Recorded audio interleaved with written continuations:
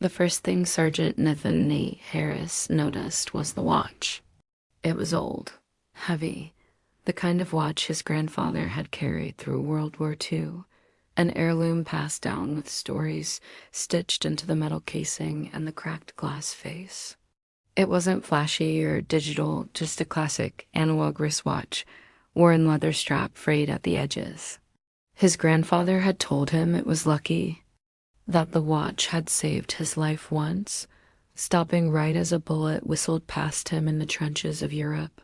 The watch's hands froze at exactly 9:17. Nate never believed in luck, but he wore the watch now as a tribute, a reminder of the sacrifices of those who came before.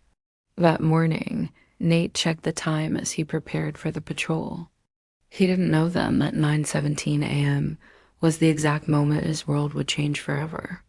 Intelligence had reported insurgent movements near a dilapidated market square, and Nate's unit was tasked with reconnaissance. Nate's squad consisted of seasoned soldiers, Jackson, the grizzled squad leader, Lopez, their sharp-eyed scout, and Patel, the medic who had saved more lives than he cared to count. The mission, it was a routine patrol on the outskirts of a volatile city deep in the Middle East. They moved cautiously through the dusty streets, weapons ready but nerves steady. The market was quiet, too quiet. Suddenly, gunfire shattered the silence. Nate barely registered the crack of the rifle before the searing pain tore through his side. He collapsed, clutching his stomach as blood seeped through his uniform. Around him, chaos erupted. Medic, medic. Lopez yelled, diving to Nate's side.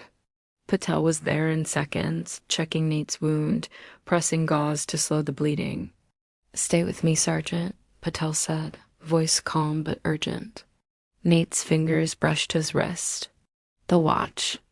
The bullet had come from an impossible angle, one that suggested the shot wasn't from the enemy, but from inside their own perimeter. It had stopped at 9:17 a.m. Nate was wheeled into surgery while the rest of the unit pieced together what happened. The watch became a symbol, the exact time of the shooting frozen on Nate's wrist. A clue in the chaos. The medic worked quickly, stabilizing Nate enough to be evacuated to the field hospital. But something didn't sit right with Patel. It confirmed his suspicion.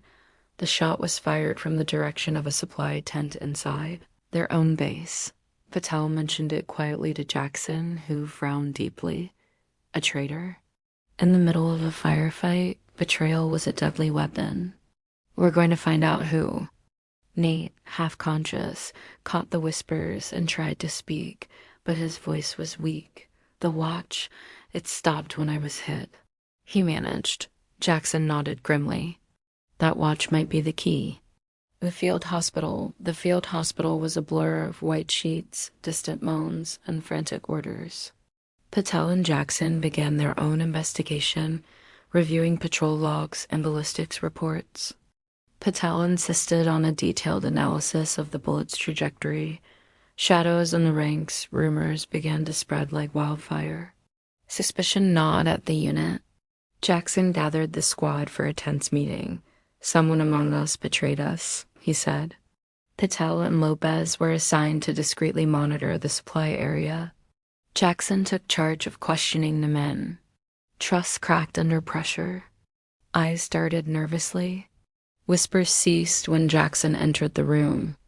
The watch's secret, he knew the price of betrayal and the value of loyalty. Meanwhile, Nate lay in a hospital cot, the watch now wrapped carefully in gauze to protect it. His grandfather's voice echoed in his mind. "That watch stops time, son.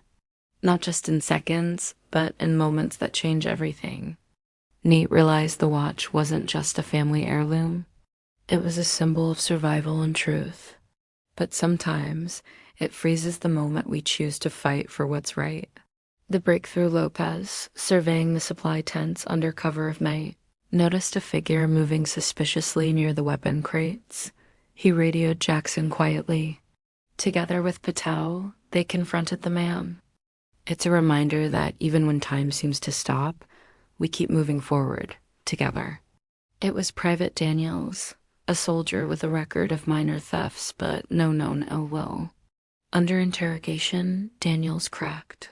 He admitted to passing information to insurgents in exchange for money and promised safe passage for his family. The bullet was meant for Nate, who had unknowingly stumbled on their secret communications.